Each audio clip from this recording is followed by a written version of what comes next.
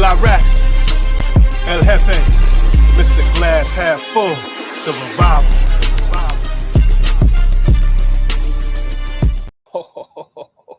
Y'all know what this is. Peace and blessings. It is your boy, Eli Rax, a.k.a. Vibes, and welcome to New York Revival, where it's not just sports, it's entertainment. And I'm here with my brothers, man. You guys know who they are, and that's Mr. Glass Half Full, and that's Spee, if you nasty now. Hey, let's go. Can you even get your fingers through that? Can you even get it's any- a lot of like Brillo. It's more style in Brillo that than That's a motherfucker, Brillo. Straight I up see that, Brillo. man. I said Bart Simpson. I'm showing my age on that one. Man, of course, with my brother El Jefe, a.k.a. White Jersey, a.k.a. Blue Jersey, a.k.a. We got to get rid of this, damn it, Daniel. I feel like it's... Yeah. I feel like it's just ran its course. Well, there was a damn it Daniel moment today. He shaved his fucking beard. What is he doing? Damn it, Daniel. You know, he looks better with the beard, right? I just thought, man. Most people do, but he definitely did. I mean, reintroduce yourself. Come out as a bad Mama Jamma. Right, a different person. We need bearded Daniel, different person, Daniel. Like man, Different player, Daniel. Dan Jones. That was Dan Jones, and he took shit. Dan away from us. You're right. Now it's just back to Daniel again. Now it's Daniel, son of a bitch, man. Get it together, Daniel. Let's make it right. Like, even the women loved you more with the beard, man. Like, come on, man. Get it together, man. So I guess it is, damn it, Daniel. And shout out to you. Yes, you, the revivalist in the chat. Please hit that thumbs up, share, and subscribe. We do appreciate all the support. Don't forget to go over to Spotify and iTunes. Hit that follow button. Don't forget to hit that notification bell, man. And, here we are, man. We starting, man. Let's go around the room. How was you guys' weeks? And I'm going to start with El Jefe on this one. How's your week, brother? How was your weekend, I should say? Damn, I never remember my weekend when you asked me this question. I gotta take That's why I notes. go with Spee. I know. I go with Spee. I gotta warm up. From now on the weekend, I'll be like, Eli's gonna ask. I'm gonna I gotta know. I just gotta know. This is gonna be cool. This is my to-do list. Golf weekend, baby. Fuck. What did I? Oh, yeah. I think it was just all I do is the beach. If I don't have anywhere to go, I'm at the beach. That's what I do. I'm in the ocean. Fix the grill. That's right. Thanks, Sarge. I'm such an idiot. Yes. I'm such an idiot. What an eventful week. It's an uneventful weekend. You have a big weekend coming up, so you have to take it easy right before the big weekend. I got nothing of note. Nothing of note to report. It's just I'm ready for summer to begin. We're close. We're like right there. Getting the vibes going. Getting out on the golf course. A little maybe more. Me and Spee will make some content this weekend. We got a little Poconos golf weekend situation. Yes. Rich guy shit. Are we both wearing the crown? You guys actually, the crown? It's actually cheaper than you think. Yeah. It's rich guy shit. When you put when you put 14 dicks in a house, it gets pretty cheap. That's what it is. 14. Shit. Yeah. We got enough. No, it's funny. Today Spee goes around 1 o'clock. He's like, "Yo, can we just like hop on the phone real quick, talk about the weekend?" And I was like, "Yeah, I'm free like in a half hour."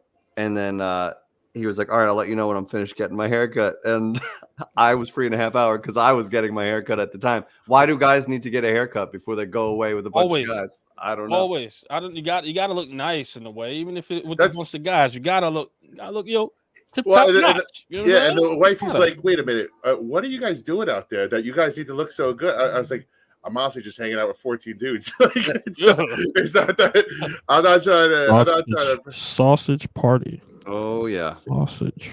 Come here. Good sausages. But guys, little guy was supposed to. Hey, we gotta keep What's it up, down. dude? What's up? He can't even hear us, can he? No. Get the salute. All right, you're off. Sorry. She said sorry. Yeah. But yeah, man, let's start off the show, man. We had a special guest in the building. Hey, there's another little guy. What's going on? Shout out to the nephews, man. Little guy, he says. Future offensive lineman right there. Yes. That's the big little guy. Guy right there. It's a big guy. But, man, of course, we got some news, man. Don't forget we got special guests coming in. Chris the Biz, man, from the Giant Insider here at the 9 o'clock hour, man. We're going to talk about training camp and et cetera, guys. But first, I wanted to talk about a couple things that was going on in the sports world, man. Dan Hurley, man, turns down the Lakers head coaching job. Big news, guys. But I want to ask you this, man, and I'm going to start with Mr. Glass half full on this one. Do you think it was a money thing, man, that he turned down? This more of a LeBron thing, man. But give us your thoughts, man, and chat, of course, get in here. It's funny because I think it's like a solid bit of both of those things. It's kind of cheating, but like, you know, they gave him $70 million was the offer. And that wasn't exactly like blow your socks off. I can't turn this deal down. Imagine it. Right, I know, right. Which is pretty silly to say that kind of money I'll is not take $1 blowing million. your socks off money. Yeah. Give me a 70th of that, please. Right? So it wasn't. So what it was? I mean, listen, he's not making chump change at UConn. What it wasn't is enough money to be like, I'm going to turn down this great job that I have in UConn to go to a place where all the pressure is on me right away. And as soon as I don't win, and as soon as I butt heads with somebody, it's gonna be constant chaos. So it had to be knock your socks off kind of money. And are you really the coach on a LeBron team? Like that's always what I wonder.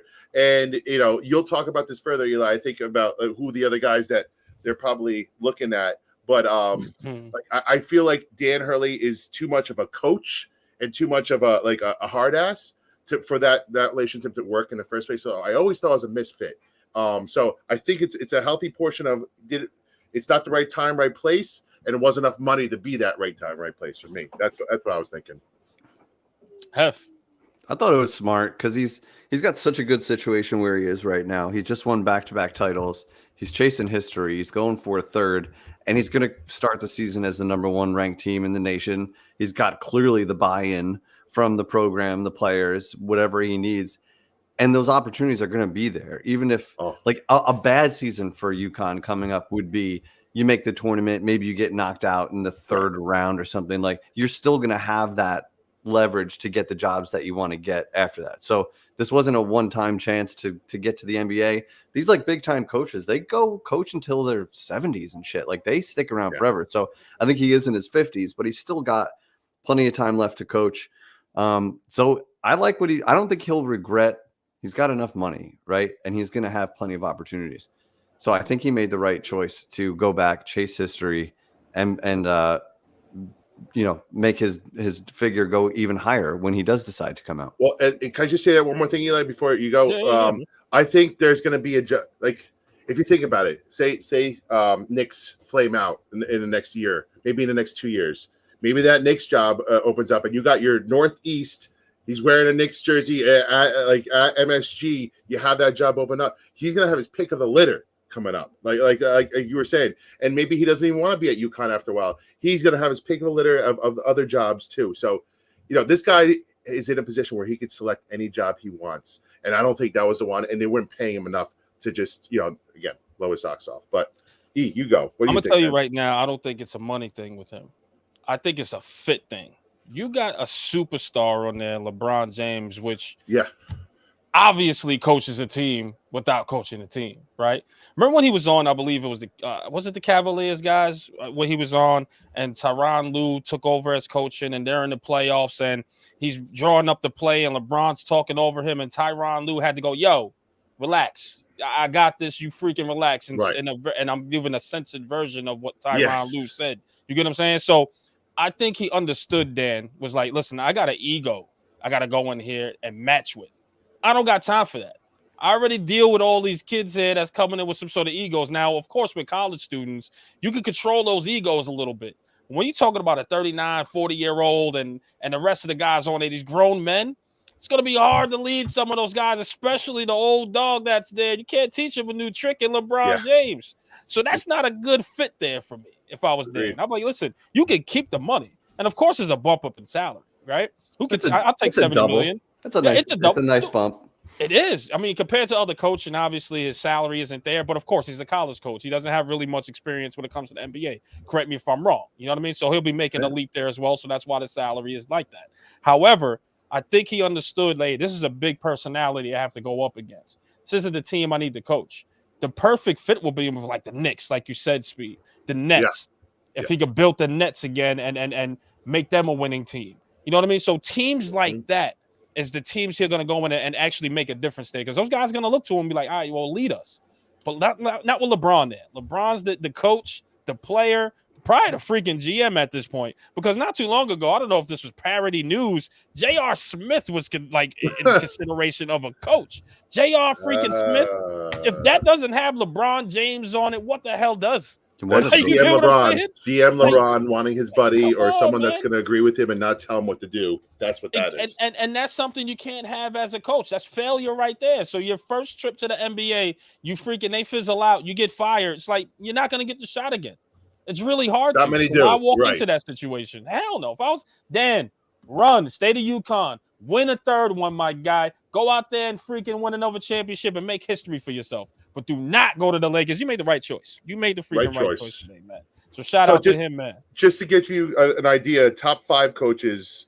So what did we say the numbers shook out to, Jeff, when we were saying $70 million over how many years was it? Over 6. So that's so roughly 12-ish, right? Yeah. Okay. So he wouldn't be in the top 4 of coaches paid per year. So, if you're making a jump and you want to get top money, right? And but at the same time, you're bypassing 25 NBA coaches that have jobs, right? True.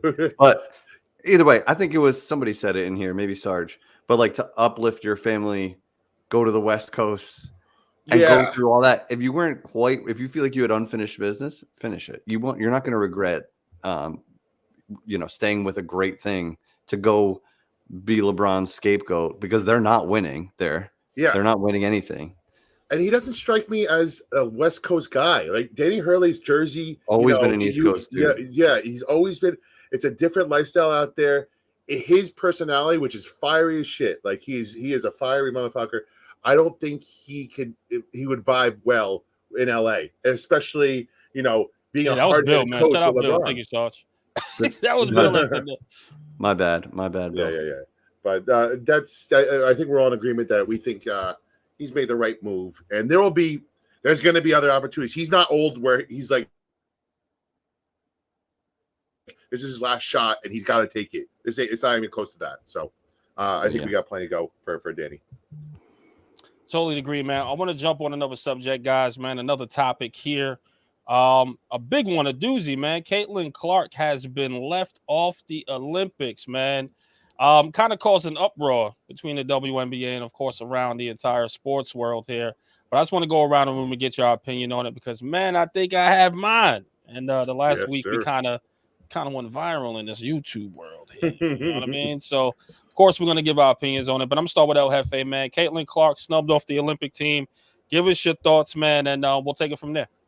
This is complete nonsense in my mind. And I thought we had Caitlin Clark in the chat. It's actually not. Damn it. But I think she's a new visitor. So welcome from Belgium. Shout out Belgium. All the way from Belgium. Damn. Well, I'm glad you're pulling up a bar stool. Have a good time here. Yes. But I think this is absolutely crazy to leave Caitlin Clark off this team. Here's why. The USA women's basketball team have won like 7 gold medals in a row. Whatever. Yeah. They're gonna win with or without Caitlin Clark. It's not that they need her to push them over the edge. What they need to do is push their sport over the edge, right? So you're missing out on Caitlin Clark USA basketball jerseys when she is at the height of her popularity. She has put more eyes on the NBA in attendance and TV viewership and college basketball viewership. She has transformed this game.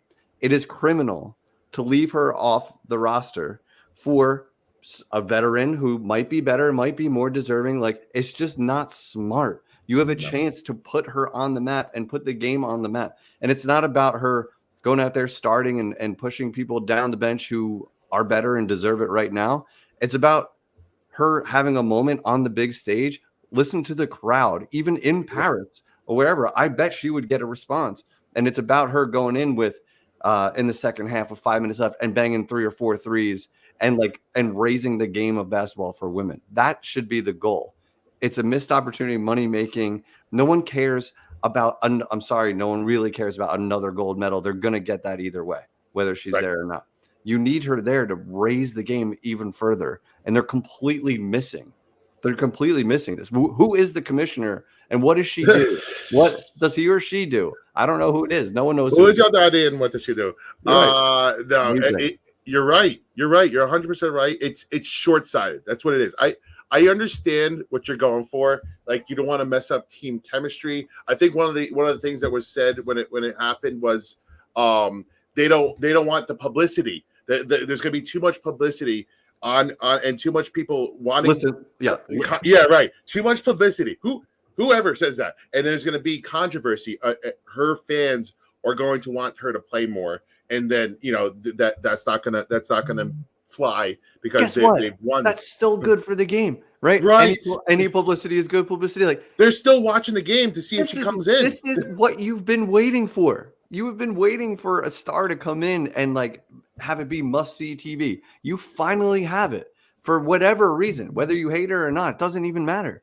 You would be bringing eyes to the game, to the tournament, to the other players. Just because Caitlin Clark's there doesn't mean no one else is getting seen or talked about.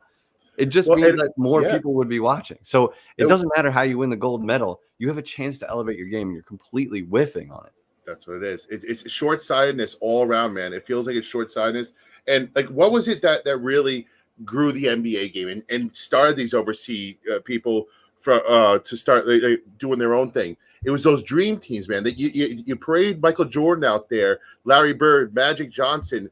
How many fans do you think you created by those dream teams? Yeah, they also won, obviously, but it was the popularity. They were like rock stars when they went to, and Caitlin Clark would be a rock star to all the women in Europe and wherever I think in France. They would have been nuts in the streets rooting for her, and that changed. That grows the next Caitlin Clark in France. That you're missing the opportunity. Exactly right. To get that, and that's what is. And they don't know how to handle this. They have this fucking rock, this golden rock, and they don't know how to handle it, man. They keep messing up. They keep flubbing it. In my Eli, are you going to watch any USA women's games without Caitlin Clark?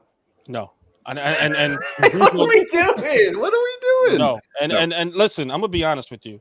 Like you said, who's the commissioner? Like, this is a perfect time to actually have that crossover appeal, right? Caitlin Clark is the hottest name in the WNBA. Angel Reese is the hottest name in the WNBA. You mean to tell me we couldn't get not one of those people on the team? But no, here we go. We're gonna go out with Brittany Griner.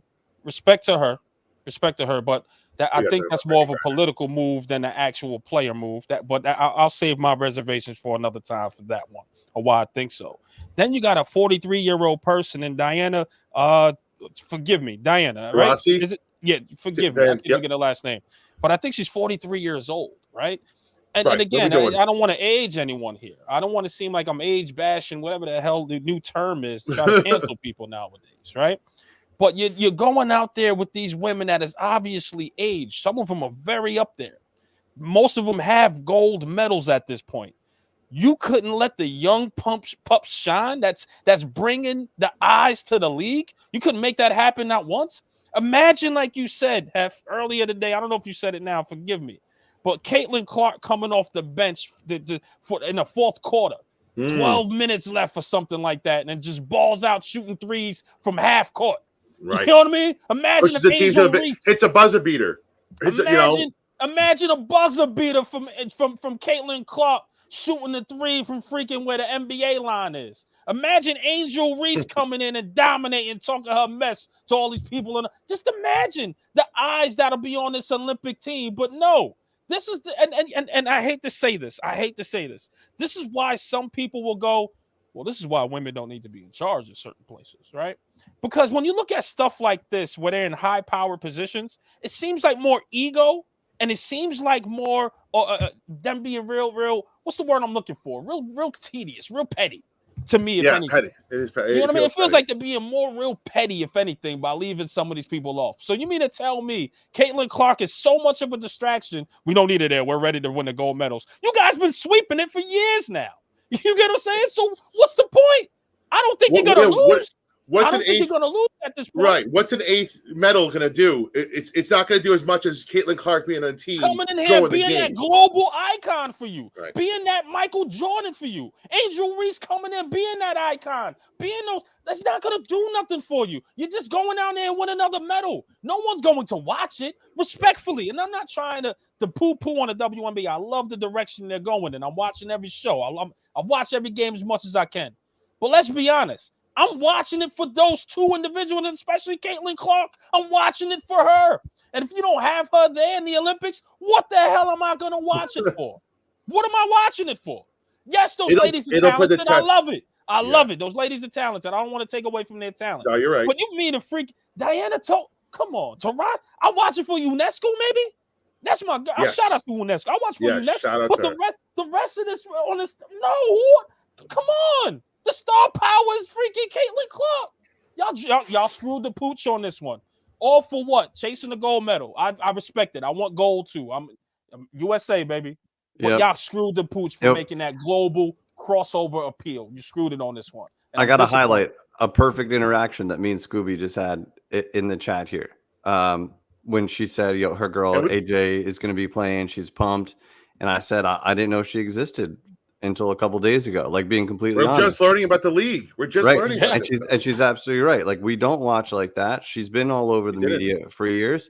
And I'm like, you're exactly right. But we represent most people, right? Like, Scooby is a real fan. She follows the and maybe we gotta have Scooby on and talk about this guy. Scooby, if you want to talk women's basketball, we'll set this up. If you want to come on, you know the door's open for you. Oh, absolutely. But like, this is our point, is that this is an opportunity to draw in either the casual fans or the masses who just know Caitlin Clark and don't know the game. They don't know the other stars. They don't know the other players. This was an opportunity to draw them in. And it's a no-brainer business-wise. So regardless of the reasons you think basketball-wise or respect to the veterans and whatever, it's an opportunity for the game that they're missing out on. And that's our point. Yeah, agree. Totally agree, man. I'm sorry I had to get that off my chest. Forgive me, guys. Forgive me. It's just, man, like, it's just business, right? Nothing personal. It was business, guys. That was I want to see the WNBA huge. I want to see these ladies make millions of dollars and not $100,000 a year. I want to see this happen for them. You get what I'm saying? So this was the opportunity to actually do that, to get more eyes, to get people like us, casual fans coming in to see the game and be like, yo, they're really killing it over there. These guys are really competing, trying to get up there with the men. Like, man, like, you want to root for these guys, but with business decisions like this, just like, what the hell did they do? Like, why did you miss this one? Like, why did you whiff it? Yeah, I want to see what the increase is over last Olympics. Now that people are now focusing on WNBA more. I'm interested to see if there's going to be any big of a big jump, a little jump, no jump at all. And if there's no jump at all, it's just going to feel like now you have to wait 4 more years. Caitlin Clark is not in her. She's still going to be in her prime, granted, but like, she's hot right now, man. Strike while the iron's hot. Like, we know this more than anything, right? Like, if you miss the opportunity, it might. It's not to say it's not going to come back again, but you have to do it now because your game is growing at an exponential rate. The timing, like, just have her on the team. The height of her popularity matches an Olympic game. Come on, you're talking about the all-time college leading scorer, a girl who could bomb threes. It doesn't matter what country you're in or what color the basketball is or anything else. Put her on the fucking roster. Yo, and you know what she said to her coach? Yo, they woke up a monster. So that showed you she felt some type of way too. Like, yo, like, how, she's gonna use it. How can you freaking leave me off the team? And rightfully so, she should have that. And respect to the veterans that are there. But God, like, these guys are aging up. Like, and again, and I'm not trying to sound crazy. These guys in sports world are considered old. They got about a 10 million gold medals already. What are we doing here? Like, you got to start to make a business decision at some point and be like, you know what, man? Angel Reese, Caitlin, yo, come sit here. Even if you play for 5 minutes while these older ladies do their thing to win another goal, come in here and do it, man, and give that crossover appeal that we're looking for. It's a smart business. It's very relatable to the USA team, the men's Team USA teams, because they had college players on there that were not even in the NBA, and they were still sitting on the bench when Michael Jordan was there. And you just have them, if nothing else, to be part of the experience. Why are you leaving someone out? And like, the veterans have been Some of these veterans that are going to be sitting on the bench have been to the Olympics how many times? You're leaving out an icon that even if she sat on the bench, she would have brought eyes to it. And, you give her the experience of being on the team. And you know what? You might just need somebody to pop threes for you late in the game if you're down, God forbid. And who better person than probably one of the best 3-point shooters in the game right now, right off the bat. If nothing else, Caitlin Clark is that. It just seems and shout out, Press. I see you in the chat. It's like, sorry, Reese or her didn't earn it as of yet. Yeah, they earned it. They brought eyes to the league. Of course, they earned it. At this point, like the WNBA, no one knew on this level that it's at right now. Besides the fans like yourself, Press, Scoob, etc. There's a bunch of fans. Don't get it twisted. But I never knew the game until those two ladies came aboard. So this is the chance to act. What's harm can it do at this point? Like, this ain't seniority rules. Sometimes you got to go with the business. And you got to be like, yo, hey, as an owner, we need to get her on here because I need to make more money to fill these seats in. This is the first time they flew private. This is the first time certain games been sold out. This is the first time for everything. And you couldn't freaking capitalize on it? You couldn't do it? I don't know, man. I just think they screwed the pooch. I'm sorry. I'm sorry. It's wild. It's wild. It feels a little bit like keeping Joey Chestnut out of the hot dog eating. Like, are you going to watch? Nobody cares. I'm sorry. Nobody cares about the hot dog eating competition unless you're going to see him win his 17th title or whatever it is. Yeah, right. That's the only reason why I watched it. Now that he's not there, you're like, what the hell? I don't know, but anyone else who competes regularly is like, finally. When you watched it for Joey Chestnut, it was Kobayashi before, right? Yes. If I can remember. Like, you watched it for Kobayashi. Then you was like, oh, shoot, Chestnut. Now that he's not there, you're like, all right, who else? Like, everyone's starting from scratch again. So it's just like, who can eat 60 hot dogs in whatever freaking minutes or 120 hot dogs? Or whatever. Yeah. Like, Joey Chestnut was the guy. So I'm disappointed. And it was for something stupid, too. It's because he represents a vegan company. The Impossible Burger hot dogs. He now signed up with them. So Nathan's like, fuck you. You're not going to. Dude, Nathan, do you know how much your hot dogs suck too, by the way? Come on, bro. Like, unless you get it at the Nathan store, then it's okay. But your hot dogs suck. Another short-sighted decision by Nathan. Yeah, come on, bro. People watch because the ratings are going to plummet. You're not winning by keeping him out of this. Dude, you're going to Coney Island just to oh, Joey Chestnut ate there. Oh man, I can't wait to get a hot dog. What are you going to Coney Island for? like what the hell are we going there for? Besides, come on, I want to Coney Island with my kids and my family because I was like, yo, man, we got to get a Nathan's hot dog. Joey Chestnut was there. I gotta feel the vibes over there. Yeah. Now you just like, like to me. Yeah, right. Hey, we got a special guest. I feel like I got the right music to bring him in too. Ooh. Guys, we got a special guest that just popped in here. Guys, if you don't know who he is, you've been living under a freaking rock. I don't know what to tell you, but this is the guy, the man, the myth, the legend, giant insider, Chris, the Bisignano. Round of applause! Round of applause! Round of applause! Round of applause! My brother, let's go! Let's go! Yo, I'm looking like Eli. The Matrix right now. I'm sorry, bro. Yo, E. Yes, sir. It is true though. With Nathan's hot dogs, the only real good ones all on Coney, on Surf, baby. It's facts. It's facts. I mean, what are we sitting here debating for? It's still facts, right? The fries and the hot dog on Surf, the original, is still out of this world. You're not wrong. Totally, you're not wrong. And then you can go around the corner and go to Totona's and get one of the best pizzas going around too. That's a fact too. See, this is why on Neptune, baby. This is why Chris need to come over here. I know where you at. This is why you got to come all over here. We got to go to Coney Island. We got to record some content or something. We got to have a good time, man. We got to have you out, man. We miss you guys, man. Yeah, what's up, man? Fellas? What's going on? I appreciate you, man, for stopping by. Big day for you today, man. Big day for you, Chris. Yeah, it was pretty quiet over at the mini camp today. There was nothing really much going on, man. Look at this guy hauling that $10. Look at you guys. Hey, that's all you. That's on me. Oh, thank you, Billy. Yay. Super chat. Look, I'm making you guys big money here, man. Hey, thanks for coming. It's paid for your spot already. Look at that. Thank you, Bill. So I know we got a list of questions. Speed. I said, go ahead, man. You got a bunch of questions for the biz, man. I'm listen, we talked to him enough through text. So now you got to ask him a million questions now.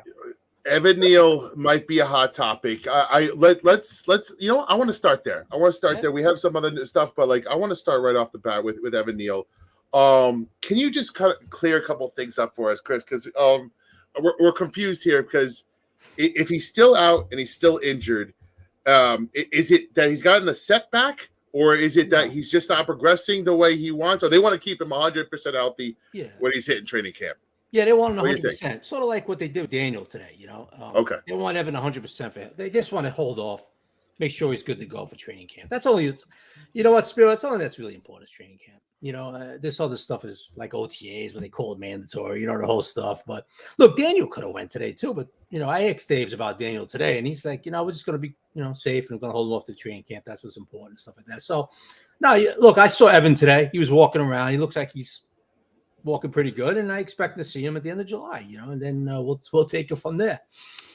Okay. What have we lost already? Well, he's just trying to fix the video real quick. Oh, I thought I said something wrong. You must have really Coney Island comment. Really, I guess so. Coney Island Nathan's on. He's like, how dare you?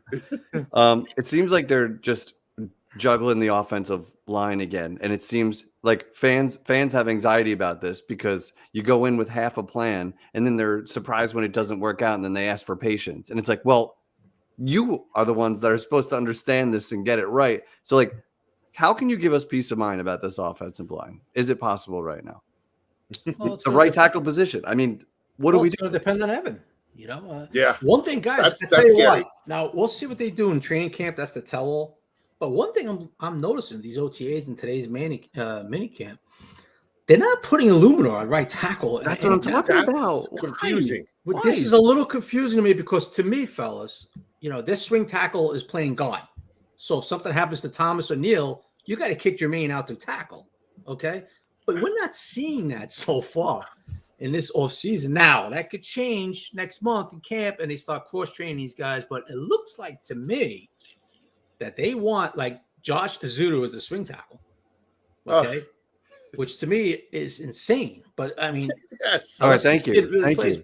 But you're not seeing all you see is Azudu at tackle. Then you got Yadi Kajus and Josh Malik. Come on, guys, that. Right, whatever.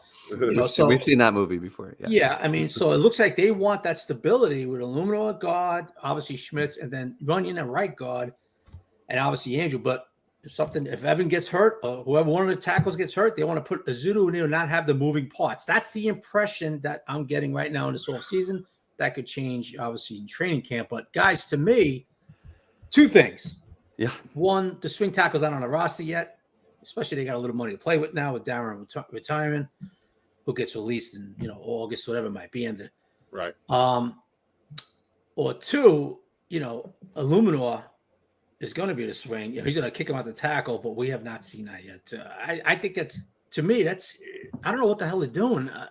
Okay, thank you. So we're on the same page. Thank you. It looks like they keep, pushing this Azudu narrative, putting him at tackle and feeling this is going to happen.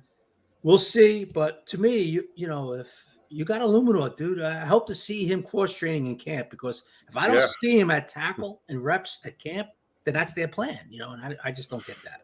It just it seems like this is all a domino effect to try and get Neal to be that guy at right tackle. Like they maybe it's a confidence thing. They don't want to scare him about putting Illuminor there. But Runyon now is playing at a position he's less. I mean, he's played there a lot, but he felt less comfortable at right guard than left guard. So we have him at the less comfortable spot in theory to help Neal, right? And then we have Illuminor not playing right tackle in theory because Neal's going to take that spot and they want Neal to run with it. But Neal has not shown us anything to have us confident that he's going to be that guy. And it just, to me, it's all a domino effect because of one guy that might be he might be a guard at the end of the year. And we know this can sink a season very quickly if this line is not better, significantly better. So that's why fans are freaking out. I mean, look, well, can you blame the fans? Right? Nope. Right. Yeah, I mean, because we've seen this over and over every too year, many times. Yeah. So look, Neal's going to be the guy until he's not the guy, and I'm still going to say he's going to be on a short leash. Okay, I know the egos. He's a 7th overall pick and all that stuff.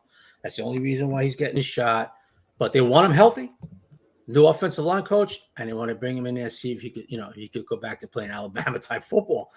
So but to me, I still think it's going to be a short leash with Evan. If he doesn't play well, then they're going to make that move. Well, and maybe maybe they just know Jermaine can do it, and they're trying to.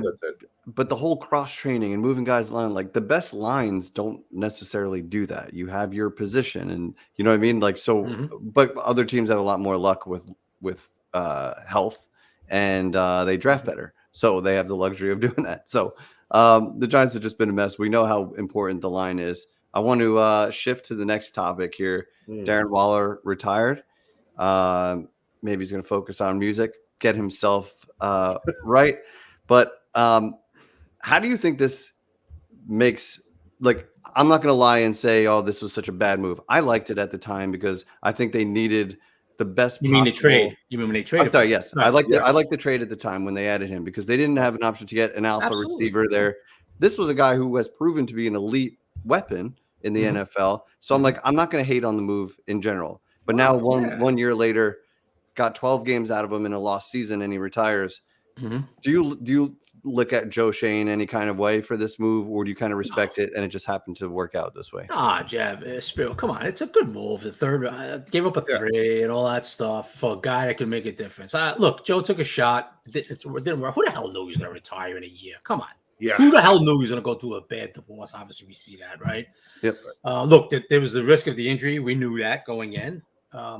He did get injured. But as far as the off-field stuff, as far as divorces, getting stabbed in the back in videos, dying on a beach like he's some kind of Normandy soldier with the ocean hitting him in the face, I'm like, guys, I'm like, this is disturbing. I mean, what are we doing here? So obviously Darren's got, stuff he's got to take care of in his personal life.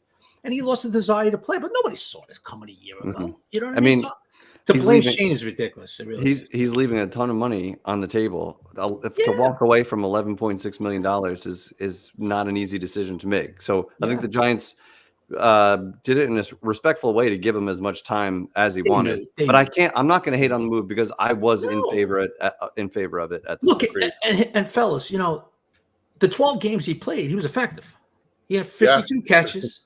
Okay, 74 targets. They were going his way, and you have to account for him. That's people forget this too. Oh, Biz, he didn't have 8 touchdowns.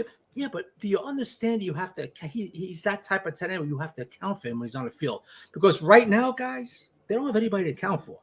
We hope Theo turns into a kind of a threat. We don't know what we're going to get from Theo. He's a rookie. Okay, and he's not Darren Waller. Okay, no. Bellinger, well, he could do certain things, but you're not looking at him and saying, okay, we got to account for him when he's lined up in us. You know what I mean? Like him and Barkley are 2 guys you got to account for if you're a defense, and both those guys are now gone. Yeah. So this is the way I would play it. Nabers, and more Nabers. 200 targets. Target him. Okay, let him do his thing. Let the defenses have to roll safeties over. Now, the big question, of course, is going to be, can Daniel get him the ball? Right? That's going to be the big question. The offensive line and Daniel. But, fellas, you got to run this offense through Malik now because that will open up guys like Wan'Dale Robinson. Don't forget we got Hyatt in the second year. And, of course, Darius Slayton. You got the running game, right? And of course, man. So you got a guy like Nabers at a defense. If he makes an impact in September, they got to account for him now. It's going to open up a lot of things. But the big question is going to be, can our quarterback get the ball to him consistently? Right? That's going to be the big key. Yeah, you said it, man. Real quick. Rolling safeties over to account for Nabers. My God, you're talking about Hyatt then one-on-one on the other side of the field. Jesus Christ. Like that's how you become dangerous. But you need the line to hold up to even consider that kind of play and that kind of action. It's a good wide receiver room right now. It is. It really is fun, man. Because Wan'Dale, look, you got speed. You got 3 guys. You got 2 guys that can really run. You got one absolute burner with Jalen. Another guy that can really run with Malik. And then you have Darius. You get another guy could go over the top of the defense. He's speedy. And Wan'Dale's and then you got Mr. Yak, Wan'Dale from the slot. 2 years removed from ACL.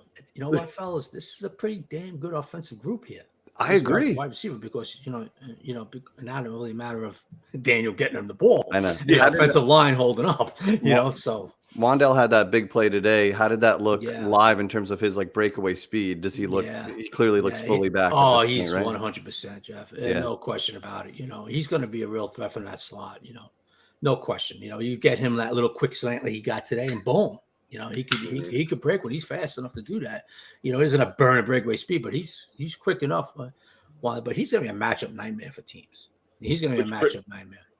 Which brings me to my next question here. We talk about how good the wide receiver room looks, right? And in that clip, and then in a couple of other clips this spring, we've seen who these guys are burning, right? In Cordell Flott, and it just worries me that and again, it's the weird time of the year where it's like, is it good that our wide receivers are doing this, or is it bad that who they're burning on the opposite side? How confident does it feel like these guys are in that CB2 position right now? And like, do you think that CB2 is on the roster at this moment, in your opinion, Chris? Well, I tell you, it might not be. I can see them bring, like they tried out Trey Herndon today, and we'll see what happens down the road. They got, like you said, we got a little money to play with now, so I can see them bringing a veteran in. What did they do today? They put in Trey Herndon, a veteran who's played some pretty decent football in his career. Give him a look. No matter what they say, guys, I don't think they're sitting there right now in 1925 Giants drive and say, yeah, we're confident with this Flott on the outside. I just don't see it. That's going to be their guy right now. Obviously, Banks is on the other side, but I think they'll look to improve it if they could.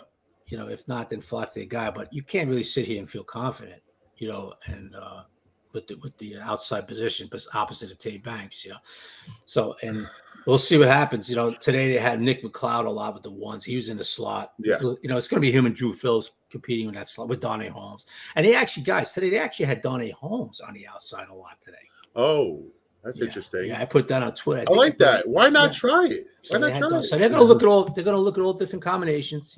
That's my guy, Spiro. He's still got a pulse. Still got a pulse. Yeah, I just love Darnay. That's what it is. Yeah. Why not give it a shot? And that's why, it's what I hope that happens with Evan Neal. If Evan Neal has a workout tackle, try him at guard. Why? There's no downside to giving him one more shot at another position, because it didn't work. It didn't work at nickel spot. But that $11 million frees up. Do you see them potentially making a splash, or is it they're going to hold it over, kind of, and maybe sign a vet, and hold over the money through the season to see if they need it? Do you see them making a splash? I think they're going to sign a vet. I think they're going to upgrade at that corner.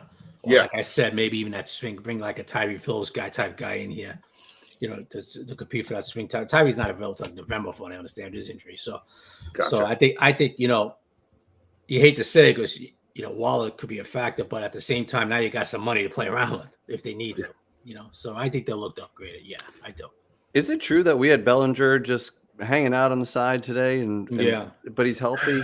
Kind of weird, kind of strange. Yeah, I have to be honest with you.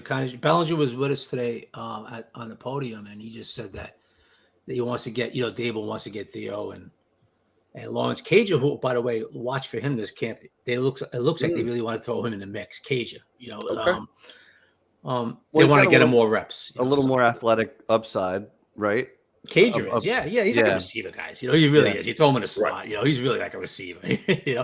So I wouldn't mind that at all. And you, like I said, guys, these OTAs and mini camps, and I look for certain things. There's no contact, there's no hitting, so I look for what the alignments, what coaches are thinking. And you see Cager very involved, and then you look at one-on-one matchups, cover stuff like that, but. Yeah, it looks like they want to get Cager involved. Now with Darren retired, you might see more reps with him this summer. Because he's like a receiver. He could do different things on the field. He could get in that seam and all that stuff. So it'd be interesting to see what they do with him. But the tight end position, love Theo so far. Don't get me wrong. Big kid, man. You got to see him up close. Yeah. Big boy, man. Big boy. Like a big boy. Could run some routes. Could do some blocking. He did some blocking at Penn State. He's not some, he's not some stiff out there going, I don't want to run routes. I don't know how to do a block. No, he'll block too. So, look, he's gonna be a big part of it too. Theo and Bellinger, and then you got Cager, and you got some inline blockers with whoever they keep. The one guy's not gonna be here. So, we'll see. And so, I want to shift to another point here, offensively.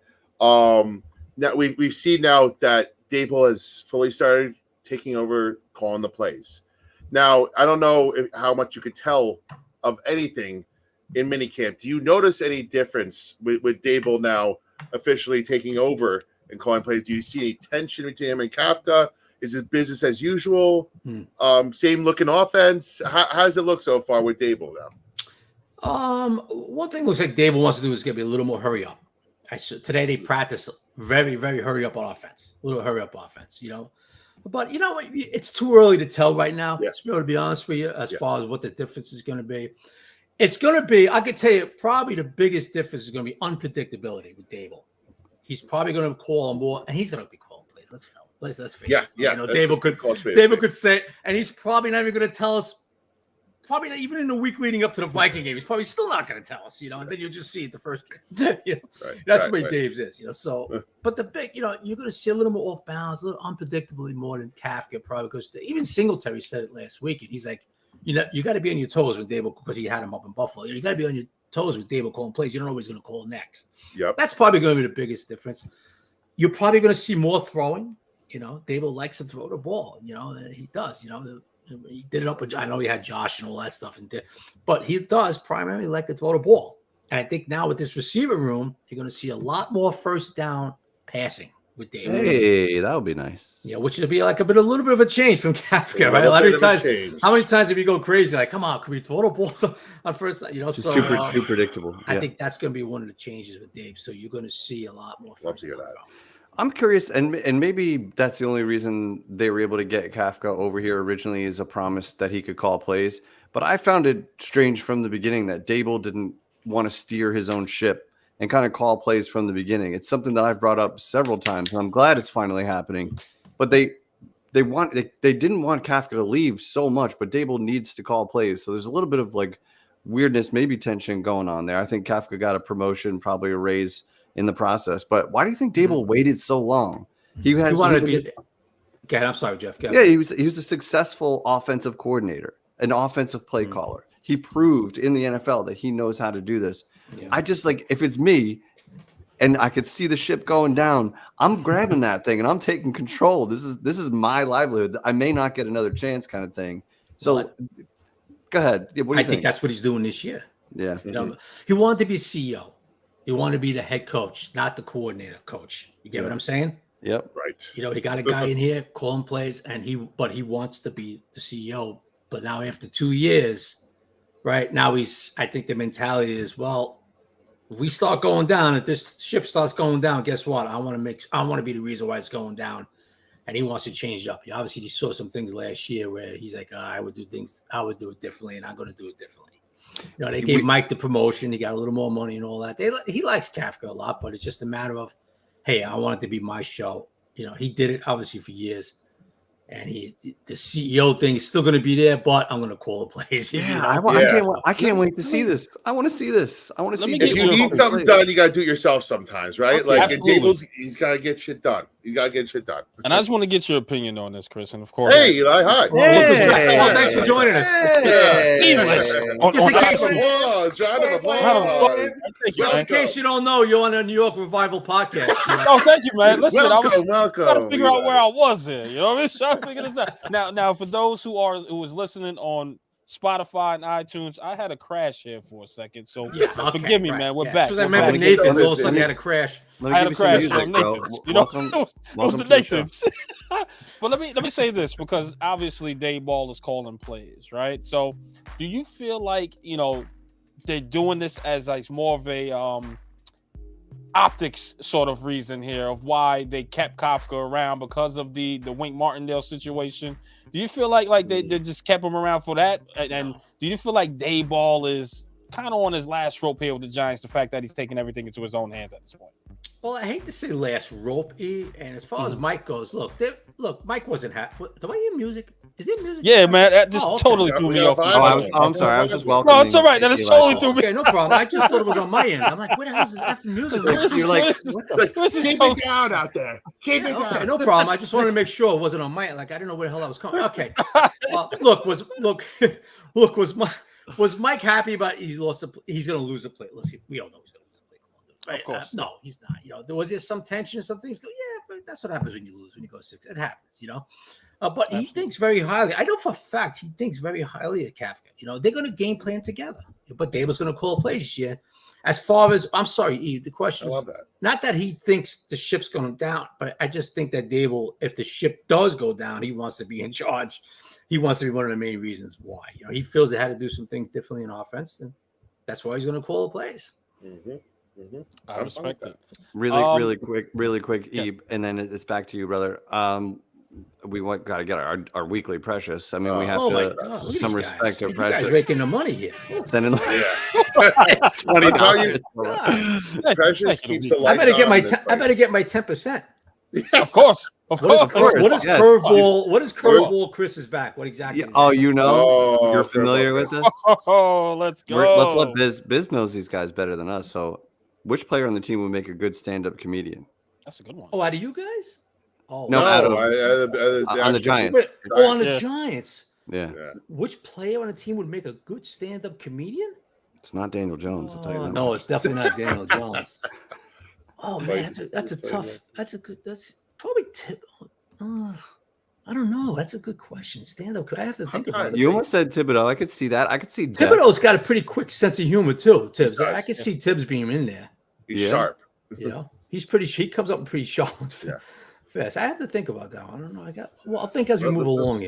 Let's stew on it. I want to ask you a question here, Chris, because early on in the process, we were hearing how Locke was looking a little frantic, a little off. His accuracy was all over the place. Have you noticed any progression?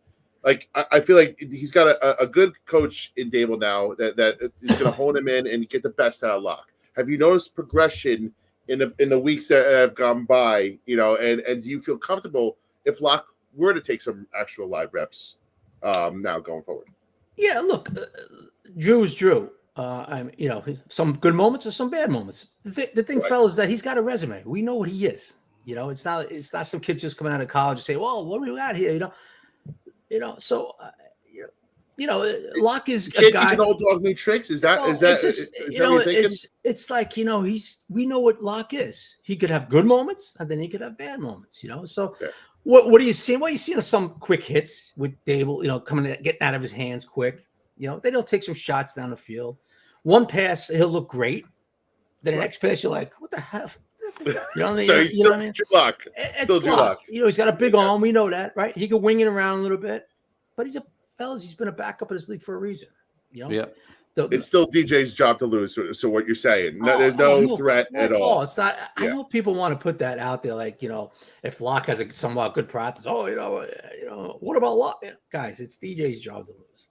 Is DeVito showing any extra stuff to maybe even push for QB too, or is that not on the table? No, I don't think it's on the table. Yeah. Okay. Okay. Let me ask this here because it's been rumored the Giants wanted to trade up to get Drake May, whatever the case is. But being around Daniel, do you see he has like a little bit of the little cachet, the fact that he heard these rumors? Because I know he said something. He was like, I know I didn't want a quarterback to come in here. I know he said something to that nature. But do you see him actually looking different, sounding different, like a little bit more focused, even though he's on the side trying to get ready for camp at this point? Yeah, that's a good question, E, because, I've been around, obviously, Daniel since the first time he walked in the building. And Daniel's Daniel, but 2 weeks ago at one of the OTAs, he came out and he did his presser at the podium. And I was right next to him. And the way he was answering questions, I like to study his body language. I like to study how people answer questions, even like Malik Nabers, we'll get into him in a few minutes. I'm really starting to love this kid. He's really a humble kid, man. But anyway, let's stick with the question. And you could I put it on Twitter, I think. You could just sense that Daniel has a little bit of go F yourself type of attitude. Good. Because he's caught so much heat from the fan base and everybody around the league. I mean, guys, come on. There's some assholes putting, I hope I could say that. Can I say that? Of course. Okay, good. Okay, there's some assholes putting list on Twitter that they have Daniel 32nd ranked and they got rookies way ahead of him. Yeah, I didn't like that list. I mean, come on, guys. You want to talk about being wise ass jerk offs? I mean, come on. I mean, if those people put those lists out there, actually think that's the list, then I suggest you take up friggin' WNBA or badminton or some stupid ass sport because you shouldn't be in football. Okay, to have a guy like Bo Nix, like 8 spots in front of Daniel Jones, a kid that hasn't even played a rep yet. Yeah, that's Will Levis. Will Levis. They got like stupid list. I mean, so and no matter what DJ says, and no matter what these players say about how, well, I don't know what's going on social media. I haven't heard that. Guys, they're full of shit. They know everything that's going on. Okay. And Daniel, I think, is a little pissed. I think wouldn't you be, guys? I mean, good. It's one thing, fellas, to not want him as your quarterback anymore. It's another thing. I got people tweeting at me saying, they hope he blows a knee out. Yeah, that's terrible. That's too far. And I'm looking at Twitter, and I'm looking at these people like, am I reading this effing tweet right? Yeah, Chris, I hope he blows his knee out. I don't want this kid as a quarterback. And mind you, it's probably the same guy 2 years ago when they were playing the Vikings and winning the playoff. Probably like, what him, Oh yeah. So you know where I'm going with that. They're probably making shirts about it. What I'm saying, guys, is that does Daniel have a chip? Yeah. Oh, no question. I could just see it in his body language. And look, Daniel's not going to be the type of guy that comes out and says, "You're damn right, F you, you know what I mean? Watch what you see this year, mother." That guy. No, he's not like that. I would respect the hell out of him if he did. Yeah, so a lot of people, I think. Yeah. But he definitely has that. Watch what I'm going to try to shut these effing people up and this and that. Now, whether or not that happens, I don't know. But the last time he had that was a couple years ago. He played pretty decent football. So I can't help but think it would have been a real power move if he kept the beard and grew the beard and came into this season with an edge. Now he's a grown-ass man. It's year 6. Dan Jones. Stick it to everybody. Go out there and ball out with that beard, with the visor on, with the sleeve on. Long hair. Reinvent. Yeah, right. Yeah, like we talked about it before. It's no longer Daniel Jones. It's Dan Jones. Yeah. And if the media calls him Daniel, he corrects him. He says, it's Dan now. Dan. Thank you. Yeah. Dan now, damn it. I think that would have been a real power move. Yeah, I would have loved to see the hair grown out a little bit, right? So, right. Bring different vibes to the table because, we all think of him as a little golden retriever puppy dog that, and just made the videos, right? Like, say, damn it, Daniel, just go out and be a man. Just take this job by the throat and give it your best. And, that's all we want. We're all here rooting for Daniel Jones because a good Daniel Jones means a good Giants team. And so it just I get it, and I'm never gonna judge fan bases who they want to be their quarterback. I get it, but if you're a Giants fan and you sit there and actually openly root for the guy to fail, which means you're gonna go 4-13, right, or something like that. I just don't get that part. I just don't. I know Banks has been putting it all over the Twitter. These people are goofy. He loves to use that word goofy. They're goofy. And he, I just don't get that. I get. Look, if you don't like Daniel and you don't want to be your guy, I get that. That's your call. Yeah, I respect that. But there's people that actually want Daniel to fail and be horrible this year. Guys, you don't know what the hell's going to happen in 2025 as far as quarterbacks, what drops, who plays. I just don't get that part at all. And agreed. Especially Daniel. He's not like he's a good kid. You want to see him succeed. He might not. He might. I just don't get we're hoping he fails part. I really don't. I don't get that. That makes sense. How's he moving on that knee that you can He's tell? moving great. Yes. Okay. No, you don't notice any hesitancy or okay. Yeah, right. No. Spiro, I gotta be honest with you. I think if training camp was today, he goes. He goes. But they just want to be cautious. Why not? You got 6 weeks to camp. Sure. Chris, is it me or did he recover insanely fast? He worked real. Look. Aaron Robinson is still out with this injury, And I'm not making fun of him. That's what guys today. I was like, holy shit, Aaron Robinson. Guys heal different ways, nerve issues or whatever the hell's going on with the knee. But he's still out, And then Daniel, boom. He hit it running, man. He hit the ground running. And that's another thing. You see the way the kid is out there hitting the ground running. He's got a lot of money in the bank now, but here he is trying to get back, and this and that. And he did get back. How could you not root for him? I get you might not like his talent, and we can't. I just don't get how you openly just root against him. I as a Giants fan, I'm talking about. I just don't get it. Yeah. Robert Koshius is right. I remember the Sims days. Yeah, they did that with Sims, except that Sims didn't have social media. Daniel. Yeah, imagine that. Imagine if that was the case. They might have ran his ass out of town before he won a Super Bowl. That's true. And now of course in a couple of weeks ago, you guys were saying, hey, Malik Nabers is the real deal. This guy can ball.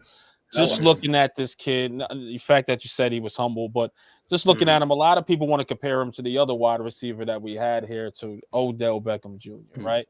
Do you see a lot of that fluidity as far as route running? You see those hands and etc. that Odell once had when he was here. What is different about Nabers and Odell, and what do you think he could bring to the table for the Giants going forward? Yeah. Look, I've put it out there. I'm sure you guys have seen it. I don't compare him to Odell, but he reminds me of Odell. I'm not comparing anybody to he does it on the field. You know what I mean? And Odell has done it. Odell had set records the first 3 years with Eli. But he reminds me so much of Odell. The way he runs around. He's a stronger Odell. He really is, And you see him today. You know what he really reminds me of, guys? The way he's built, and you see him today, he's making some one-handed grabs in the end zone. But he's got like that Jamar Chase type build too. He's like LSU Jamar blood, man. What was that? It's that LSU blood. I don't know what I guess so, man. There. But he's got like that Jamar Chase build, and he kind of he reminds you of Odell in a lot of ways, and you see the way he's going up and getting it, like Odell used to go up and get it. He could run those little slants and take it to the house like Odell used to do. So I'm not comparing anybody. I'm just saying when I look at him up close, he reminds me of he reminds me of Odell. He's an interesting combo of like a couple different receiver types because he's got muscle. He's got more mass than like an Odell. Yeah. But then you see him jump through the roof and grab that ball, and then his speed is good. So he's kind of just a really well-rounded. And look, fellas, why not be excited? I mean, look, I know it's shorts. I know it's no contact. I get it, guys. We've been doing this a while. We all know that. But there's no reason not to be excited. When I see a kid making plays like this on the field, and he's making contested catches too, fellas, not just running around with shorts wide open and, hey, he's making contested catches. You know what I mean? I mean, the kid, look, he's, like I said, he's been everything as advertised so far. They ramp it up today a little bit in minicamp. He ramps it up. They'll be ramping it up a lot next month. I'm sure he'll be ramping up, but you should be happy. That's all I'm saying is that you should be excited because watching this kid up close, I'm sure you guys will be at training camp next month. Oh yeah, you'll see him live right in front of you, and he's a lot to be excited about. So and the kid wants to be great. I love the answers he gives. He's not out there like, okay, yeah, I did this in LSU. Watch it. No, he's out there like, look, like today he said, I got to learn more. I got to learn this. Because as a rookie receiver, and Jalen Hurley found this out last year, this isn't the SEC. And the SEC is the best conference in football, fellas. But guess what? 80% of those guys he played against, never going to make the NFL. He comes up to this level, right, Jalen? And then you realize, oh, shit, I got to learn leverages. I got to learn how these defenders are playing me. I got to learn how to get off the effing line of scrimmage. And you saw what Steve Smith Jr. was doing him. Senior was doing him last week. He was specifically teaching him how to get off the line of scrimmage. Because you might do it in Tennessee, that don't mean shit when you're going against Byron Murphy opening day against the Vikings. You know what I mean? That don't mean shit in the SEC. And the SEC is the best football conference in the country. That don't mean shit up here. You know what I mean? So, totally agree. So Jalen, he understood. He got stronger, Jalen. And that's what Malik is learning now. Like, all right, I got to get off this line of scrimmage. I got to find out the leverage they're going to use. You know what I mean? They're going to give him different looks. They're going to show him press man. Then they'll bail on him at the line of scrimmage. And then they'll roll cover 3 on him. It's tough for these guys, fellas, But he's willing to put in the work, and he wants to be great, this kid. And I'm excited about him, bro. And I'm not going to be shy. I'm not going to be shy about being excited because, because some dopes put on Twitter like, oh, he's in shorts, bro. So, yeah, I know. Feels like I'm watching it. I know that it's got. But it always feels like Nabers. He has staying power. Like like you said, everything you're seeing is not like it's a blown coverage. Or everything he's doing, making contested catches. That's what he did for 2+ years at LSU. His speed is real. Everything is real. So it just feels like everything is. That's why I'm so excited about this kid because there's a reason why he was drafted 6th. This is not a flash in the pan either. It wasn't a 1-year deal at LSU. He's done it for 2+ years, and now he comes here and theoretically has a better setup. He didn't exactly have everything rainbows and sunshine around him, but now he is the guy. He's your alpha dog. He's got the alpha dog mentality, and that's kind of what I compare him to Odell the most and Jamar. Like it's the mentality. It's like I'm gonna get this fucking. ball, and nobody else is touching it. And I'm going to win. I want to win. And you say what you want about Odell and his personality. That guy wants to win. He's gonna rip your heart out to get that ball and win. And that's what it feels like Nabers got.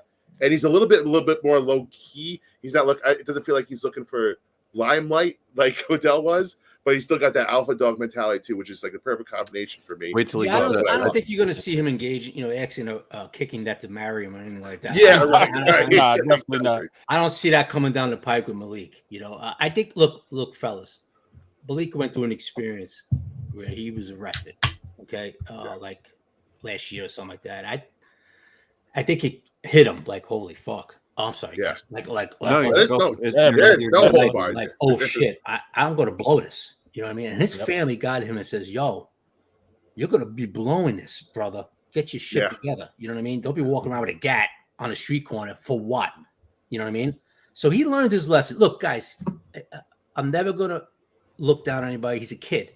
Absolutely. And all four of us here, if anybody's gonna sit here and say, "Oh, I never made a mistake as a kid," then you're blowing smoke everybody's asses. Okay? Yeah. We all did. Nah, I understand it's not necessarily, maybe not necessarily carrying a loaded fire, all that stuff. I get it. But I think the kid looking at him, he realized like, what a dumbass move this was. I'm not blowing this shit. He's smart enough. Yeah. I could be wrong, fellas. A couple of years, No, he starts going I don't know, but I look at him every day and I see a kid that wants to be great. He's pretty humble, talking to him. Where Odell had some, I remember having conversations with Odell in the locker room, and let's just say humble really wasn't the word to use around him. Some of the things used to come out of his mouth. You know what I mean? Not that he was a bad dude. Odell's actually a pretty good guy in the locker room. He really was. Yeah. Not humility really wasn't one of his friends. Yeah. So he could be very interesting. Well, this kid, So look, I'm excited about him, guys. I've had people tell me before the draft they had him scouts had him rated higher than Marvin Harrison Jr. That became a conversation. It was almost like pick your poison, like because you can't go wrong with either. I got two quick questions from fans because I know we're almost at time. Yep. Bill Hartnett wanted to know, Graham, you can answer quickly. Graham Gano, does he look healthy? Does he look good? He was kicking field goals today. He's fine. Yeah. Okay. Good to hear. We need him. We need him. Yeah, he looked good. Back. And then our curveball, Chris here, but it's a straightforward one. Only the curveball. He loves him some Isaiah Simmons. Yes. How will Shane Bowen utilize Isaiah Simmons? Any idea? Like how's he lining up? What do you any projection for how they'll use him? Yeah, it looks like he's going to be in that little bit of the hybrid role or the 3 safety look. That where they bring in the 3 safety look and he's going to be down. Oh, he'll be down in that box next to Bobby on third down passes and all that stuff. Bobby Okereke, on third down. That seems to be how they're going to use him. We'll know more next month, when they really get in the reps with the pads on and stuff like that. That seems the way they're going to use him. Can I ask you on that note? We used a high second round pick on another safety in Nubin, and I haven't really heard much of anything. And I know again, it's safeties. I know it's training camp, mini camp. I know it just might not happen. Do you get the sense of like he belongs, or he's got a lot of work to do? How you seeing what Nubin looks like? Because that second round pick, he's got to play. I don't want him sitting behind Dane Belton, right? Like, so what can you tell us about Nubin and how he looks out there? He's learning. He's with the 1s and the 2s, like a lot of rookies are. But Spiro, he'll be there next to Jason Pinnock against the Vikings. Okay, I'll be shocked. I'll be shocked if he's not next to Jason Pinnock, that first game. Look, they just not going to throw him in and put him with the 1s and get every rep of the 1s. But that's fair. You see the kid, and Daboll raves about him too, man. Daboll raves about his leadership and what he's showing on the field. So, and sometimes I look at Dave's. I know he's just giving the standard answer to us. It's just all right, guys. Here's the answer. But then sometimes I see Dave's the way he gives an answer. I can tell the way he kind of like I hate to say glows, but you could tell he got a twinkle in his eye. It's got a little bit like well, I love this kid. It's sort of like that. You could sell with Dave sometimes. So I think he'll be fine. It's good to hear. Good. You know what? And you're right, Spiro. Second round pick, he better be starting. We need it. But Dane, you know what? I tell you what, guys, Dane's going to give him a battle. Dane Belton is no man. Right. Dane Belton's going to fight. Dane Belton's got talent, man. So that's going to be an interesting competition too. Just to watch those guys, compete on the field. Love it. Totally agree. And of course, guys, you know who this man is, man. Chris the Bisignano from the Giant Insider. Guys, if you don't know, follow at the Giant Insider. Chris Bisignano, of course, with our guy Jerry as well, man. And we do appreciate you. Hey, Chris, let me ask you this. We're not bringing no T-shirts. We're not going to start off the Juju of the year bringing T-shirts for no one this time, right? Like, we're just going to – only T-shirts I'm going to give you is the New York Revival one. You give it to me, brother. I'm going to give it to you, I'll wear it at camp. I'm going to actually text you, and I'll ship it to you. Definitely for sure. But we won't go on the field this time, but I'm going to definitely ship it to you. So, I'll wear it at camp. You want a hoodie? You want a hoodie or a T-shirt? No, a T-shirt. Yeah, T-shirt. Yeah. All right, I'll get you your size and you let me know, and I'll ship it to you. That's without a doubt. XL, Chris, baby. XL. Give me the XL. You're an XL, huh? Guys, I'm 6'2". I'm not that small. Oh, you're 6'2", huh? He's got some. He's got. Yo, should we ask Chris this question before he gets out of here? Which okay, I'm sorry. Oh, we're gonna ask you this question because we asked Art Stapleton this. We asked a lot of these people that jump on the show this, and if it wasn't for Chris Peace in here, he'll remind us. So. All right, OnlyFans comes up to you. We all know where OnlyFans is, right, Chris? We don't got to go through details. Yeah, I know about it. Not on it. All right, there we go. There we go. Nobody would pay to see me. I can tell you that right now. So I'm sorry. Here's this one, though. There's more. OnlyFans come up to you with $100 million offer, right? With $100 million offer? $100 million offer to say, hey, we're going to give you $100 million, but you don't know what you're going to do until you sign the contract. Once you sign the contract, you get presented what you want to do or what you have to do for that money. Are you signing that contract? Yeah. Oh, yeah. Yes. That's my boy. Let's go. Dude, I mean, I hope nobody's saying, no, I'm not going to sign that. You know what? It was you have 5 minutes. 5 minutes. It was a debate here. Did anybody actually say no to that? Me and I got two. These two Pugh jabronis. Justin Pugh said Jeff and no. I said no? I said yes. Oh, well, I said no. Eli said no. Eli said $100 million? I said no. And no lie. Not as quickly as Spiro said yes, but yeah. FA goes, hey, you're gonna have a terrible day at work, and next week you're gonna come in here and be like, yo, where's that contract? And no lie, I had a terrible day. And I was like, where the hell is that contract? I'll sign it was like 2 weeks to the day. What could be so bad? $100 million that you have to do. Well, listen, it could be really bad. It could be anything. The point is, when you wake up the next morning, you go, I have $100 million in the bank. Guess what? With your money, I don't care what I just did. It's just gonna be a bad memory, bro. That's my boy. Right. This is why it's gonna be a bad memory. You're right. You know what I mean? You're right though. No, listen, I'll do it. I ain't gonna lie. I'm getting away too. I'm getting low. I'm buying an island somewhere. I'm out of here. I'm getting low. I'll find new friends. I'll find new friends. You're a Staten Island guy. What the hell you want to do? Yeah, come on. We thought you were I second guessed myself, man. I'll tell you, no lie. It was literally like a week or two later, and I was like, yo, man, I'll sign that contract. Like, where the hell is it at? Like, I can't believe I thought about this. I can't believe it. Nah, I'm signing that contract, Chris. I'm sorry. I'm not even thinking twice about it, fellas. I love that. I love how quickly you said yes. That made my night. He was like, oh, fuck yeah. Art was like, I don't know. You know what kind of short house I could get in LBI? Hell yeah. Eli didn't even finish the question, and I was like, yes. Yeah, $100 million. Yes. Biz is gonna belong to Augusta. He's just gonna live the fucking life. Forget about it. Forget about it, man. And by the way, we still have to get out on the course one of these days. We're gonna talk about it afterwards. Yep, you got my cell, bro. We're gonna get Eli out here too. He's gonna get his ass out on the course too. Do you ever see me? Listen, I can't golf to save. You'll be our designated driver. I don't give a shit. You're no more. Listen, I'm gonna get drunk with you on that cart, man. Why not? Man? We have no problem with that. That would be great. No, you guys smoke cigars? You guys smoke cigars? Of course. Oh, yeah. You guys look like cigar guys. Are you cigar guys? Only if they got weed in it. Yes. Oh, weed with nutbag. What do you think? What do you think? I'm on a blunt on Rogers Avenue in Brooklyn? I'm talking about a regular cigar. Listen, that's another combo, brother. This guy wants a blunt. This guy wants a cut. You see him going back to 1989 with a blunt. You see him, right? You see him? Listen, that's half though. I'll do it. I just had Spiro go over for the draft. Like we had a draft little live party. And he smoked a cigar, and he was like, "Man, this is tough. This is like a lot of smoking here. I don't know if I can do this all the time." He got a little too smoky for me. I was having a good time. Outside of course, I'm ready. You know, I gotta get you to the island. Spiro, there's a nice cigar lounge in Somerville, right? Not far from sure you. Is not far nice. from me too, man. Yes, you're right, sir. You're right. Let's make this happen.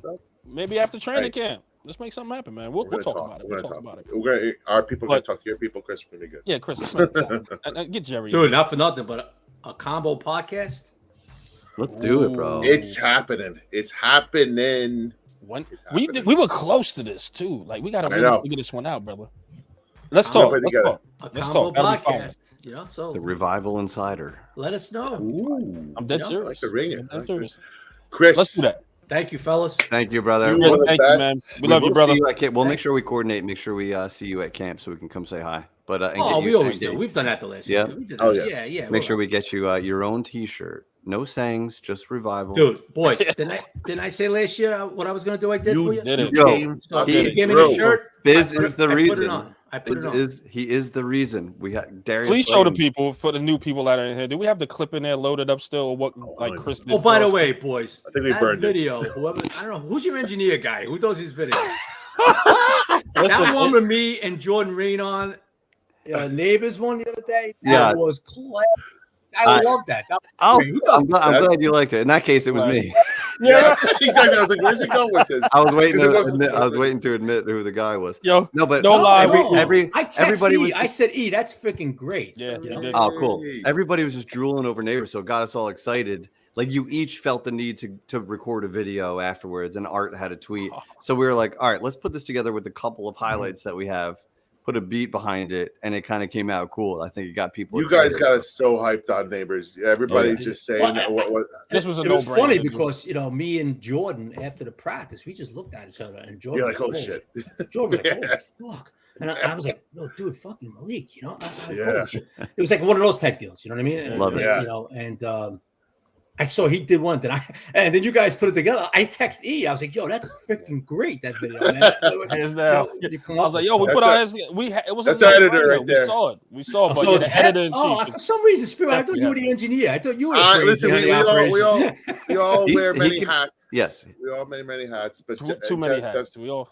Spiro can be dangerous too. I happened to make that one though. That's all. That's but we were just moved by your guys' reactions. There's clearly some magic happening on that field for you all to do that. Doesn't Jordan Rain can he pass for like a brother of mine or something like? You guys got that? Yeah. Resemblance there. You're a little resemblance, right? Yeah. You're the much cooler brother. Yes. I got to remind him once in a while, where he is. I like having fun with him. Yeah, shout out Jordan, man. Chris, thank you so much, man. We're gonna definitely hope to talk soon. You. Definitely, man. I appreciate you, brother. We'll see you on the next one. Peace, brother. Peace, brother. Oh, good. That's my guy, man. That's my guy. Yeah. Chris, what a guy. Man, what you a guys guy. Don't know, please go over to @the_Giant Insider over on Twitter, everywhere, man. Yeah. Apple, Spotify as well. They have a great show, great following. These guys are doing us a favor when they jump on the show, but great friends of ours. Jerry. Everyone that joins Revival, man. Jerry, I see you out there. I love you, Jerry, man. I saw Jerry. I was like, "Oh shoot, Jerry's here." That's my guy, man. Jerry too, man.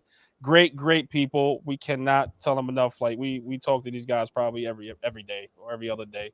It's not a conversation I go by. True. Yeah, we love those guys. So shout out to them, man. Guys, go subscribe, go support them as well. Which I'm sure they brought their fans over. So we appreciate it. We appreciate it, man. So, but guys, man, I just want to go over one more thing, man. I was looking at this doc here and I was like, let's go over one last thing here that I saw. The NBA finals, of course, we got to talk a little bit about the finals before we get the hell out of here. Of course, Boston is now up 2-0. We all thought that the Mavs was going to win this thing, right, in Game 7.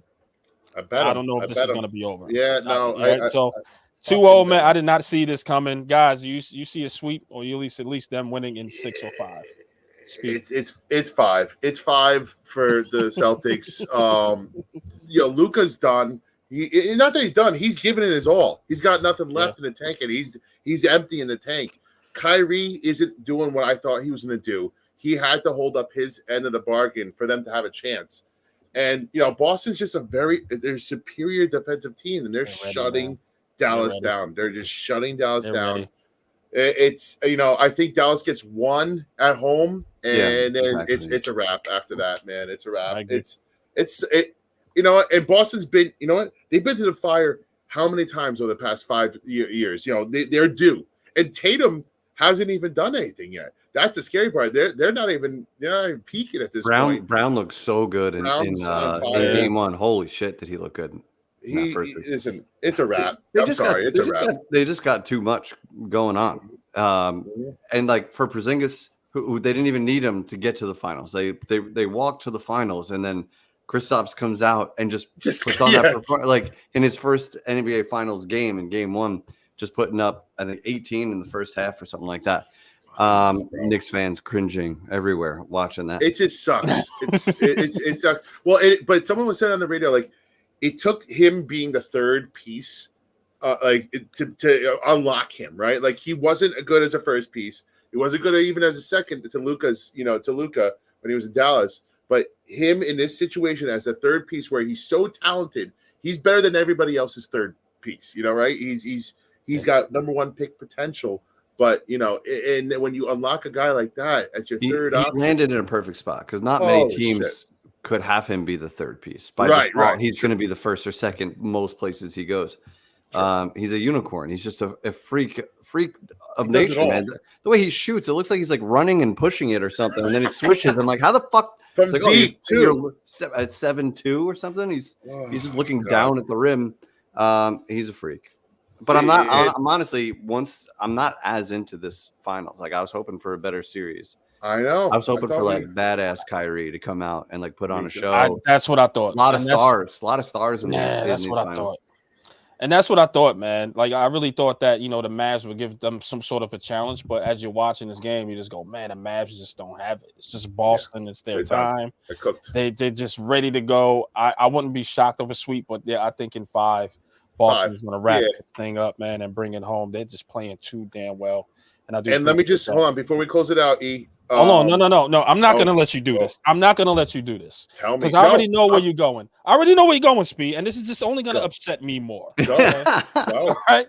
I understand what you're trying to do here with the NHL. I get it. I get that's next on the docket. Will it take the sting out of the Rangers? Or do you like, Florida, they're just a better team? They're still not the better team. There's no – listen to me. Do you hear what I'm telling you right now? Disagree. Do you tell me – listen, Florida, I don't care what you – the Rangers were a better team. You can't win the President's Trophy and expecting to be the lesser team. You just can't. You're the best team in the freaking NHL. Get this out of here. I saw this in here. Okay. I got highly upset all over again. I know. I wanted to get you upset. That's what my goal. No. No. No. No. No. Go ahead. Hey, I know where Eli stands because he's just pissed off because he believes that the President's Trophy winner should be the number 1 team. I don't want to hear no fucking jinx neither. Here's the thing. President's Trophy, you wouldn't No, it's not even about the jinx. I don't want to hear that either. Let's not talk about jinx. I'm going to tell you about facts here. Let's talk about facts. The Rangers only finished 4 points ahead.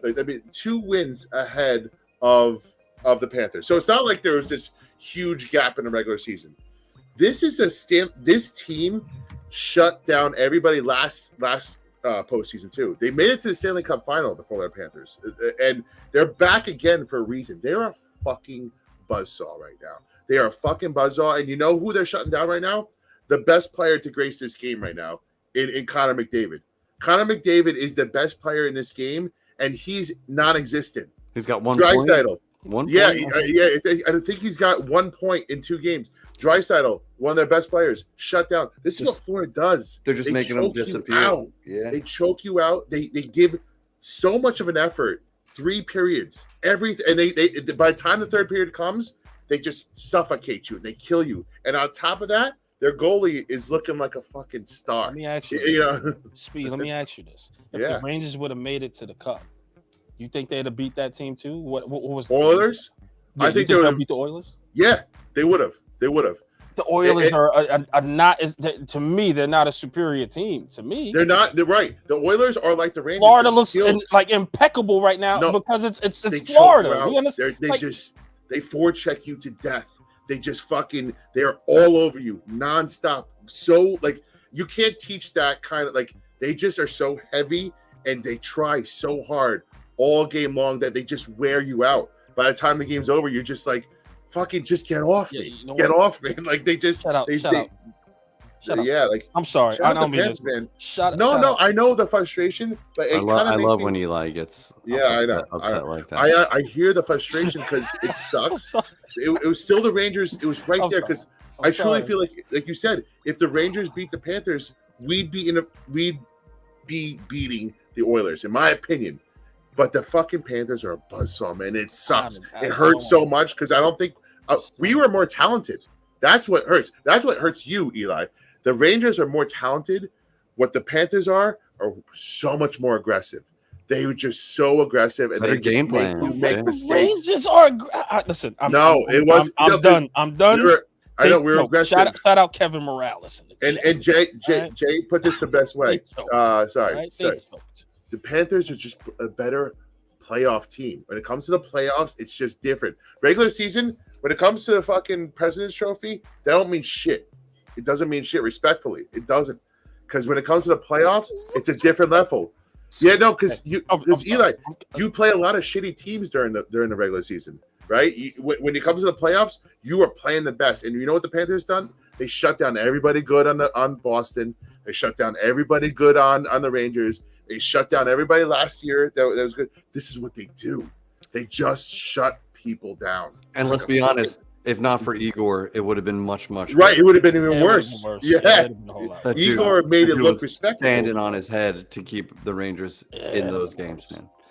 Yeah. But we need better. The Rangers need to be better. I don't know how the Panthers go get the killer. You have it. Correct me if I'm wrong, but the Panthers are gonna be this team for the next few years. Like they've got their pieces in place. They might lose one of their best goal scorers, but they still are. Everybody else is locked in and ready to go, man. So it's like here's the conundrum. It's like, do the Rangers try to shape their team to beat this one team? Or do they just keep going at it and with the current core and just hope that the Panthers are not there? It's like, do you build your team to beat one team, which kind of seems a little short-sighted? Because what if they're not there? Or but they've been back-to-back. But they're probably going to be there again next year. So yeah, I think they got to build their team to beat the. And Panthers. How do you do that? How do you That's the question. You gotta find. If it was easy, we would have done it. I want to cry, man. I want to cry. It's gonna listen, guys. The Rangers are still there. This was a devastating. We're not going to sugarcoat it. A devastating. I haven't watched any of the finals. I can't. I look at the scores. Yeah, and same with the NBA. It's like the Knicks. It hurts. If the Knicks are there, if the Knicks were here, they would beat Dallas. If the Rangers were here, they'd beat the Oilers. That's what hurts so much is that these teams. We're so close, and we just got to climb that. Well, with the Knicks, man, you could kind of swallow that. No, you know why. Because you go, that's a lot of injuries, and they still fought. Exactly. No regret. The Rangers, they were at full capacity. Yeah, they just weren't as good. They just weren't as good. I can't go down the Rangers because that depresses. I know. We won't. Let's end the show on a high note. Let's end it on a high note. You know what it is? Spiro wants to get that revival tattoo. And I want it so bad. He wants a championship. You're just gonna have to get it anyway. You're just gonna have to. Speed. Is it that logo on your T-shirt? Is that what you're getting tattooed? I think I'm gonna put the logo here, and then there's gonna be check marks. For every championship. Listen, I already have it. Get one. I already have a dumb tattoo on one leg. I got another leg. You're gonna do it with me. Got a pair. We're all doing it. How about this? We're all gonna do it. We're all gonna do the fucking same thing when we win a championship, and we need it. With the Yankees, maybe if the Giants make the playoffs, we do something crazy. We did do if the Giants win. Listen, I need more than playoffs. It's got to be. Yeah, I need more than playoffs. Second round? No, we did second round. So you got to be Super Bowl. You get a tattoo for a second round playoff. You're right. What do you think? Super Bowl appearance or win it? No, I want gotta win championship. I'm done making it to the fucking finals. I'm done with that shit. I need fucking wins in New York. God damn it, let's go pick it up. New York championships. Yes. Speaking of win, the Yankees are kicking ass right now. We're gonna have to pivot. We're gonna have to pivot soon. Just saying. They're our best shot. We got some time to talk about Yankees now for the rest of the fucking. We got no more mini camp after this. We got no more Rangers, no more Knicks. It's Yankees and Mets season, baby. Hey, I'm gonna say this. This is a public service announcement. Public service announcement here. Tyrone Tracy, if you hear me, and guys let me not say Tyrone Tracy because you actually are with it right now. So shout out to you and your management team. But to the guy at the New York Giants, you know who you are. Come on, let us in. Let us in. My guy, Can we close this deal already? We waiting on you. We waiting on you. The management, everybody, we waiting on you. Tracy's playing with the ones too. Two players, by the way. Tracy's playing with the ones. I need him here to talk with us. It's not only Tracy, but we got another star player for you guys that we want to bring on. We waiting on you. My guy, we waiting on you. I'm gonna clip this just for you. We're gonna get it. We're gonna get it. We're gonna get it for the people. Come on, let the people, touch. Let them. And we got. Hey, listen, we got a couple of other big names in the holster too. So let's throw a little teaser out for these people. We got some guys. We gotta listen, and I know. Listen, the fearless leader. Here it is. I'm gonna say this. Ready? We got an announcement coming soon. All right, it's huge for us. It's major, and we want to thank you guys ahead of time for this, because without you guys, this opportunity wouldn't have came aboard. So. We about to, take it to a new level, man. We on a new level, so just be careful. Watch out. Let me not say be careful. Watch out. Should be breaking that news very shortly, and hopefully you guys can, ride this journey with us. But guys, we are at the end of the show. We're doing 10:02. Like we love you guys. Like we're supposed to be for an hour, man. We could do this for fucking, 4 hours. 4 hours, 6 hours, right? Because the audience grows at this time, and this is why it's tough. We're still peaking. 369 in here between X and YouTube. Follow, subscribe while you're visiting. We appreciate you. Do you guys want a quick money making bet? It's somewhat related to the big news that Eli was alluding to. Here's a quick way to make money.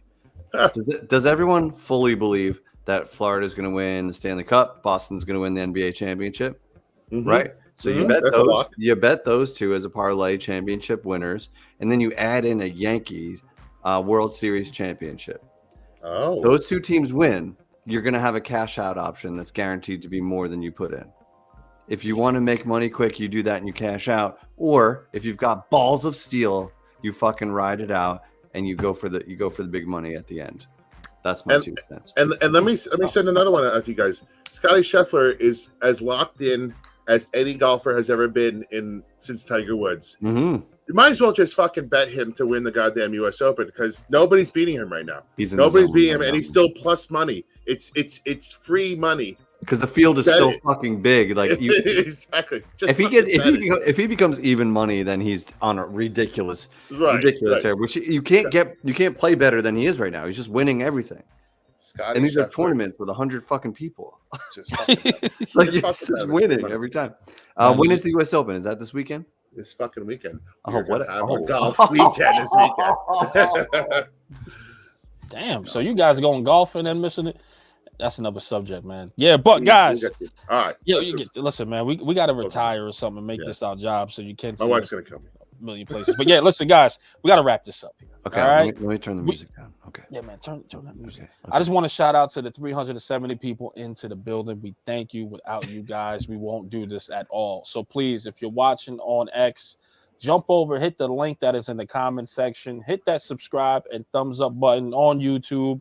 This does increase the algorithm. Not only that, it increases our chances to get these special guests for you guys, which we have a nice little guest list already. So let's continue to add to that. Don't forget, guys, Spotify, you can catch us on there as well. iTunes as well. Hit that follow button, go over there. Those numbers are doing absolutely amazing. So we do appreciate the support.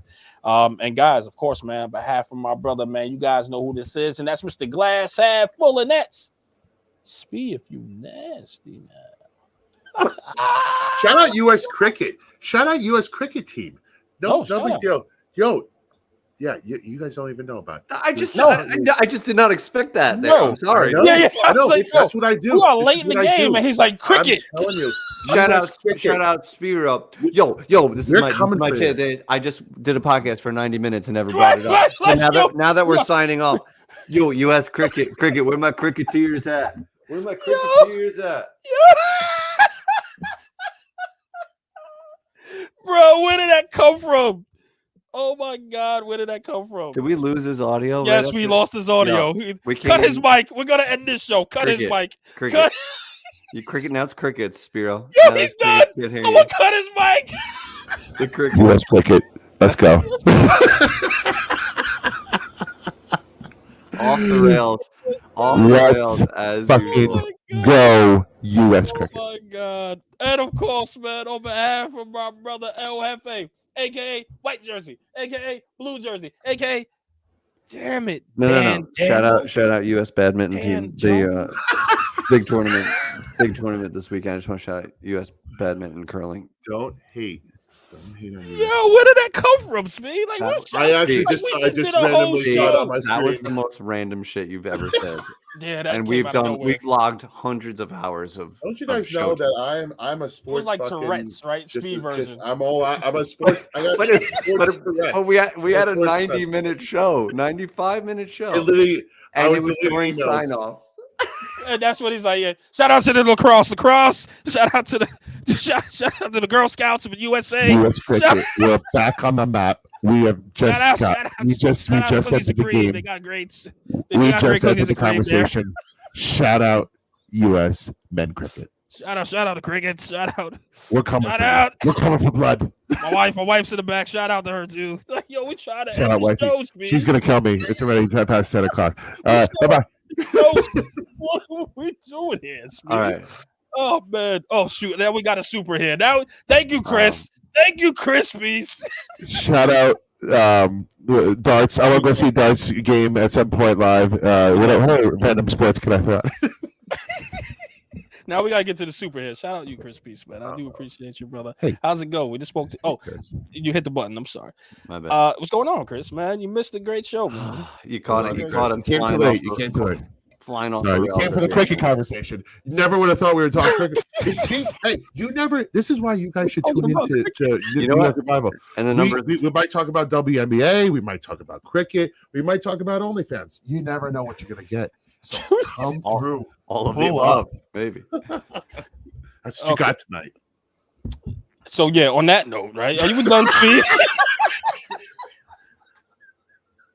How could you possibly? Speed, what are we doing, Speed? Yeah. Do you want me to just end it? Eli, you want me to just cut it? Boy, Eli Rax, we love you guys. Shout out to the Rivalists. USA Cricket, let's go. New York Revival, I'm in the building. Let's go. Eli Rax, El Jefe, Mr. Glass Half Full, the Revival.